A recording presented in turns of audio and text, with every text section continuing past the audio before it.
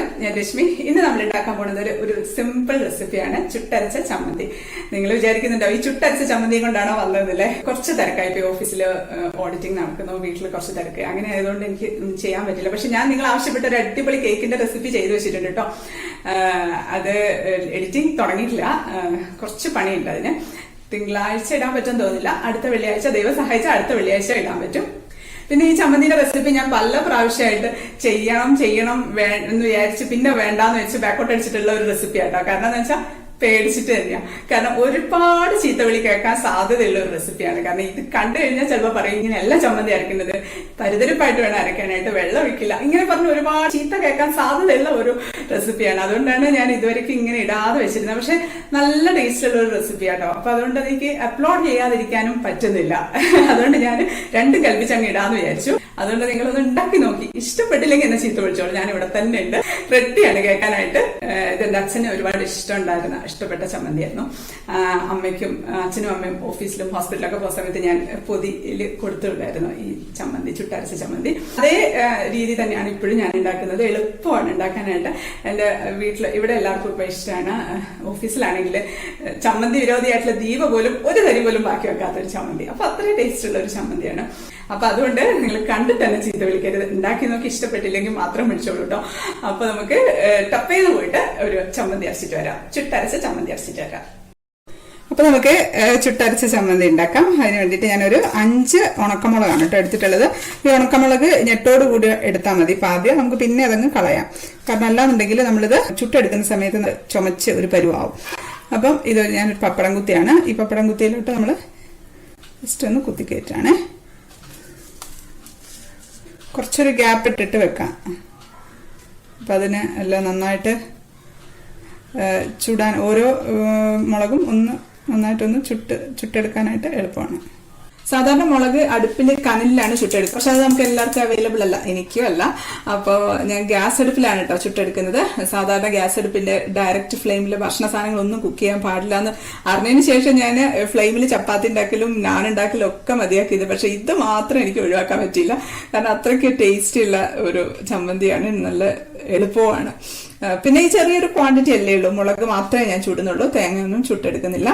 Direct ബർണറിന്റെ മുകളിലൊന്നും വെക്കുന്നില്ല. ഒരു 10-15 centimetre അകലത്തിലാണ് വെച്ചിട്ട് ആ ചൂടിലാണ് നമ്മൾ ചുട്ടെടുക്കുന്നത്. ഇപ്പം നല്ല ചുട്ട മുളകിന്റെ മണം വരുന്നുണ്ട്. ഞാൻ ഓഫ് ആക്കുകയാണ് കേട്ടോ.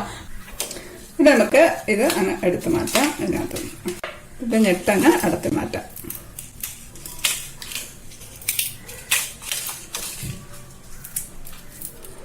നമുക്ക് ഒരു മിക്സിയുടെ ജാറിലേക്ക് ഇട്ട് കൊടുക്കാം.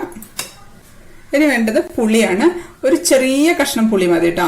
പുളി അധികമായി പോയാൽ ഒരു വല്ലാതെ നമുക്ക് കഴിക്കാനൊരു ടേസ്റ്റ് ഉണ്ടാവില്ല. അപ്പൊ ഇത് മതി. എന്നിട്ട് നമുക്ക് ആവശ്യത്തിനൊന്ന് ഉപ്പും കൂടി ഇട്ട് കൊടുക്കാം. എന്നിട്ട് നമുക്ക് അടച്ചു വെച്ചിട്ട് നന്നായിട്ടൊന്ന് പൊടിച്ചെടുക്കാം.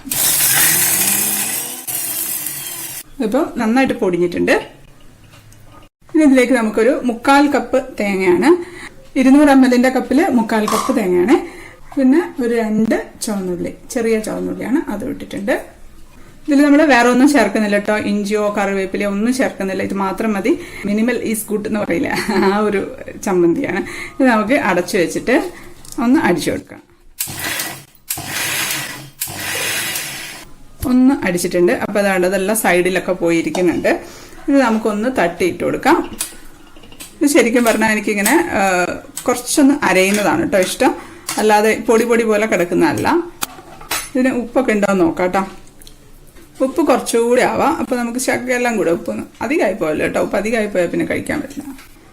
നമുക്കതിലേക്ക് 1 ടേബിൾ സ്പൂൺ വെള്ളമാണ് ഒഴിച്ചു കൊടുക്കുന്നത്. നോക്കിയിട്ട് വേണമെങ്കിൽ ഒഴിച്ചു കൊടുക്കാം. അധികമായി പോരുത് വെള്ളം.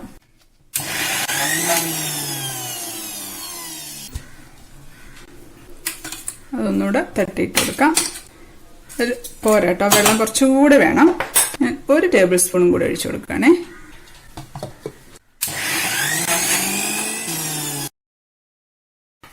അത് അപ്പം ഇങ്ങനെ വേണമെങ്കിൽ ഇങ്ങനെ എടുക്കാം കേട്ടോ. ഈ ഒരു പരുവത്തിന് വേണമെങ്കിൽ ഈ പരുവത്തിന് എടുക്കാം. പക്ഷെ ഇവിടെ എൻ്റെ ഹസ്ബൻഡിന് ഈ ഒരു പരുവം ഇഷ്ടമേ അല്ല. അപ്പം അതുകൊണ്ട് ഞാൻ കുറച്ചുകൂടെ വെള്ളം ഒഴിക്കുകയാണ്. ഇപ്പം ഞാൻ മൊത്തം 3 ടേബിൾ സ്പൂണാണ് വെള്ളം ഒഴിക്കുന്നത്. വെള്ളം കുറേശ്ശെ ഒഴിച്ചിട്ട് അരച്ചാൽ മതി കേട്ടോ. കാരണം ചില തേങ്ങയിൽ വെള്ളത്തിന്റെ അംശം കൂടുതലായിരിക്കും, അപ്പൊ ഇത്രയും വേണ്ടിയല്ല. ചിലപ്പോൾ ഡ്രൈ ആയിരിക്കും, അപ്പൊ കുറച്ചുകൂടെ വേണ്ടി വരും. അപ്പൊ അതുകൊണ്ട് കുറേശ്ശെ ഒഴിച്ച് നോക്കി അരച്ചാൽ മതി. ഒരുപാടായി പോകരുത്. നമുക്കിങ്ങനെ ഉരുട്ടിയെടുക്കാനുള്ള ഒരു പാകത്തിന് വേണ്ടി മാത്രമേ ഒഴിക്കാവുള്ളൂ. ഇതിപ്പം നന്നായിട്ട് എല്ലാ മുളകിന് തരിയൊക്കെ നന്നായിട്ട് അങ്ങ് അരഞ്ഞ് നല്ല കളറൊക്കെ ആയിട്ട് വന്നിട്ടുണ്ട്. നല്ലൊരു ഡാർക്ക് കളറാണ് ഇട്ടുള്ളത്. ഇത് മതി. നമ്മൾ ടേസ്റ്റ് ചെയ്ത് നോക്കാം. ഉപ്പ് പുളിയോ എന്തെങ്കിലും വേണമെന്നുണ്ടെങ്കിൽ ഇട്ട് കൊടുക്കാം. പുളി കുറച്ച് മുന്നോട്ട് നിൽക്കുന്നുണ്ട് എന്നൊരു സംശയം തോന്നുന്നുണ്ടെങ്കിൽ കുറച്ചുകൂടെ ഉപ്പിട്ട് കൊടുത്താൽ മതി കേട്ടോ. അപ്പൊ അതങ്ങ് കോമ്പൻസേറ്റ് ചെയ്ത് അങ്ങ് ശരിയായിക്കോളും. ഇന്നത് എടുക്കട്ടെ.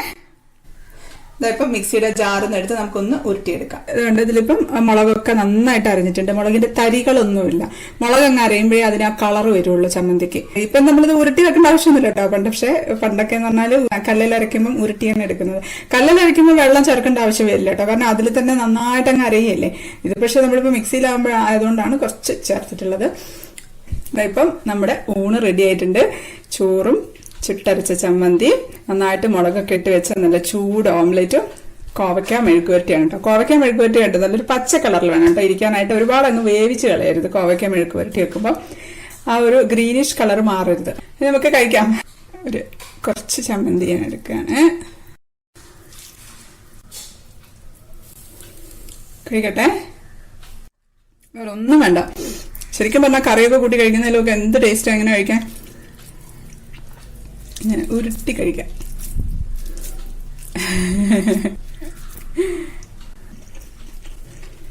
അടിപൊളി.